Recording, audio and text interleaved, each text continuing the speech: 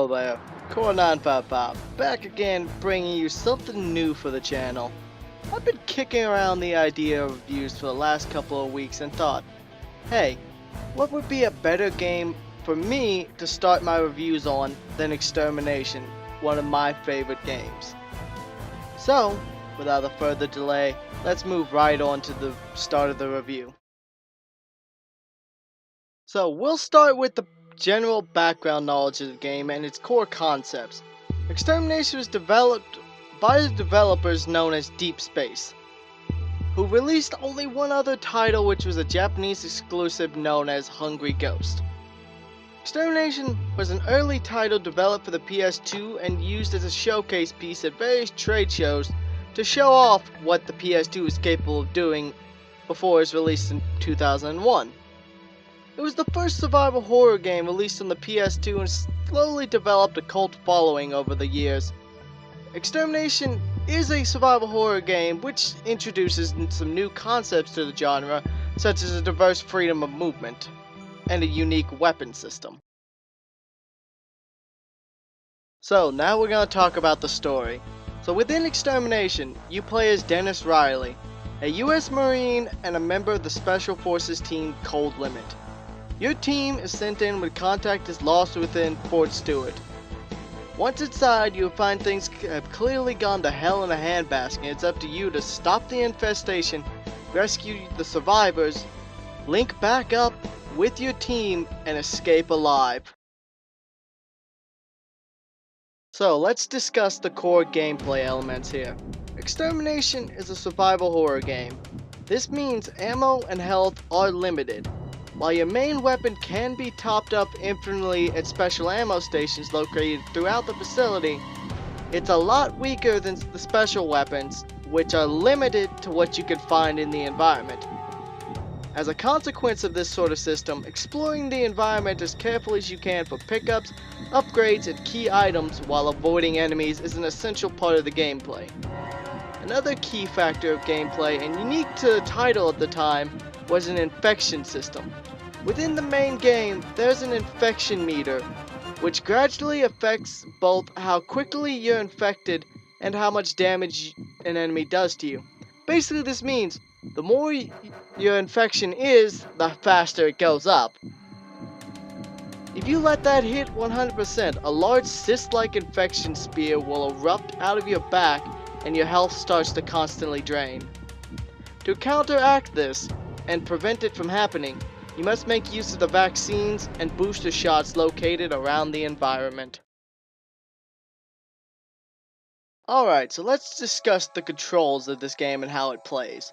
So this can be a hit or miss area, as the controls can be overly sensitive at times, feeling a little wonky. This requires you to take baby steps when you're on narrow ledges and stuff to ensure you don't shoot off a box or a ledge. For a survival horror game though, your movement options are quite diverse, implementing various parkour elements which include scaling the environments ranging from simple boxes to sheer cliffs, zip-lining across large rooms and environments to access earlier areas or inaccessible areas, shimmying across pipes and ledges, or monkey barring your way across the room. The diversity and range of movement is a breath of fresh air and usually only seen in more modern open world games like Assassin's Creed or Infamous. So let's discuss the opposition in the game. For the enemies, there's a fairly diverse range of them and the bosses, ranging from small creatures known as the Bug, whose primary purpose is to spread the infection and cause havoc, to behemoths that tower over you and rain firepower from assault rifles all the way up to grenades and rockets on anyone unfortunate enough to get in their way, and even the environment itself is out to get you. There is certainly some inspirations from John Carpenter's The Thing in some of the enemies' design and the general environment, as well as the film The Abyss, for something I will discuss later. As you progress further, you will see both new types of enemies and upgraded forms of enemies found earlier in the game. Alright, so next up is the atmosphere. This is where the game shines the strongest, with a strong combination of its environments, ambient noise, and soundtrack. Many times within the game, unique areas have a track of their own that exists to differentiate it in tone to the other areas. Within the level 2 labs, it is dark. You hear creatures stomping around waiting to ambush you, all while an ominous tune in the background and your heartbeat pounding coincide to create a tense, uneasy setting. I will leave a clip of this moment I'm talking about so you can listen for yourself. Each moment in the game has some feeling it's conveying, and while I won't name any further examples so I don't spoil anything, they all do a pretty good job.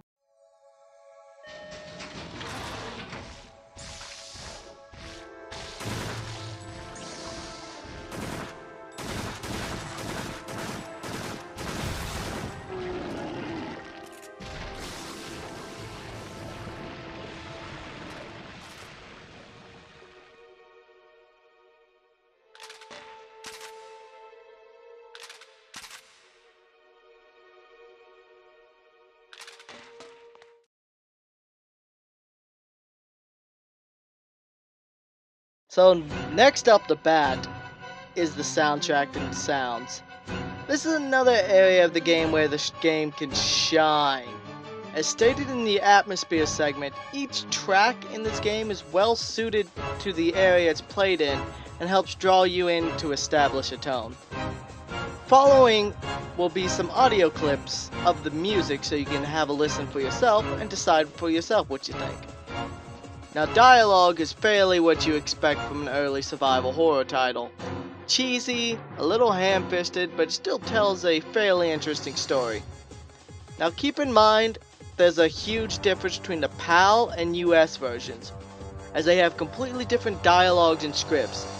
The PAL version also sounds off and doesn't quite line up with the lip sync. This is due to the fact that some parts of the dialogue, the PAL team literally slowed down the speaking in an attempt to match the lips, while the US team chose to just completely redo the script. An example will follow. Who are you? Sergeant Dennis Riley, U.S. Marine Special Forces Recon. Is that so? So the Pentagon sends in the Marines instead of the Army.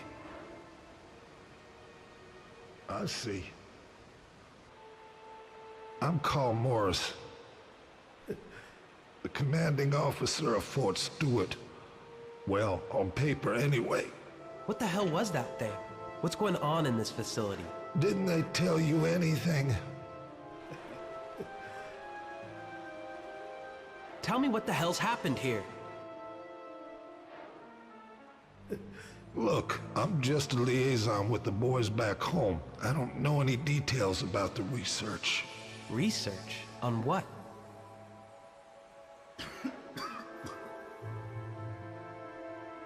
A man named Falcon has full control over the project. He's the one who's really in charge of this research facility. Falcon? The only thing I know is there's something special about some of the water in this place. Of course, you can't tell just by looking at it. What do you mean? Some of that water was spread over the facility. It's too late now. I'm dead. This is the place where the end of mankind begins. Hey! Hang on! Tell me about the water!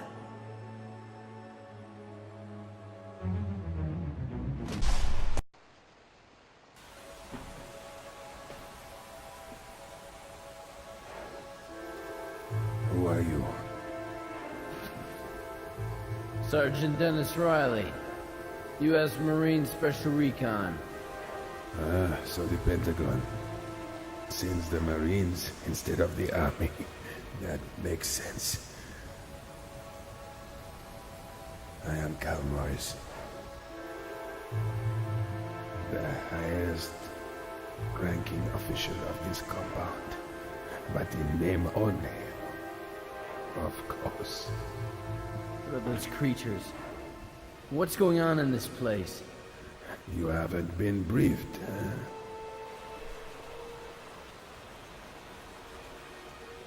Tell me what the hell's happened here.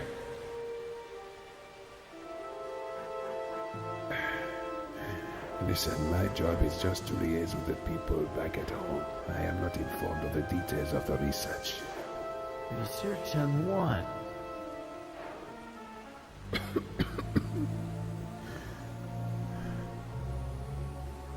A man named Falcon holds full authority over the whole project. They may say that I am the one in charge, but he is the real person in charge of this research facility. Falcon. The only thing I know, there is something special about some of the water in this place. Of course, you could not tell just by looking at it. What do you mean? Some of that water was spread over the compound. It is too late now. I am finished. This place is ground zero for the beginning of the end of human life. Hey! What happened to the water?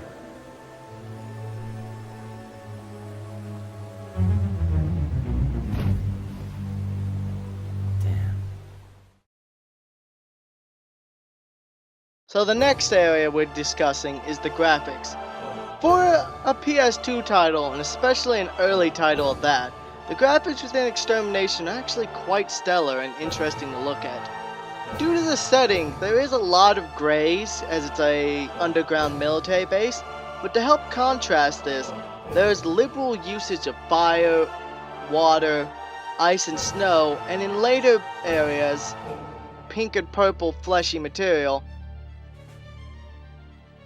Now, there is also a really nice convincing snow effect in a blizzard system when you're outside, as the snowstorms will pick up in intensity or slowly calm down every now and then. There is also a unique water visuals in some of the puddles, where the water will literally rise off the ground and attempt to attack or infect you. Now, let's discuss the downsides. As much as I'd like to say this game is perfect, there is some glaring faults with it, like most early horror games. The dialogue can be cheesy and overly straightforward at times. While it is usually clear enough and easy to understand, it will sometimes move from point to point without giving much time to process what was said. The PAL dialogue is just straight bad. There is points where they literally slowed the actors speaking just to sync it with the lips, creating an awkward sounding sentence. A demonstration will follow. A further issue in the game is the controls can be overly sensitive and finicky at times. I remember during my Let's Play, I struggled for about 15 minutes to climb my way out of a platforming section, simply because my character would bolt off the edge too fast and I'd have to climb back up over and over again.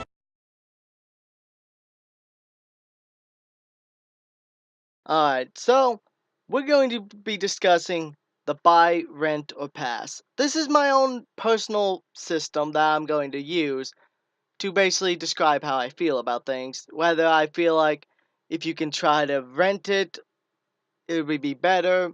If you can just straight up buy it, it's that good. Or pass on it entirely.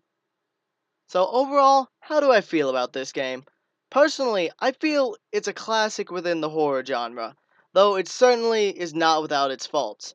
If you can look past the dialogue and a bit of an awkward to use movement system at times, then I'd wholeheartedly give this game a buy recommendation. This is due to the fact that not only is it an atmospheric, interesting experience, which happens to also be quite pretty to look at, it's also damn affordable nowadays. I have never seen the game outside of a sealed copy going for more than $20, and that's the high end. Normally it's anywhere from 5 to 20. So if you're looking for a new horror game to play, then you have nothing to lose with giving Extermination a try.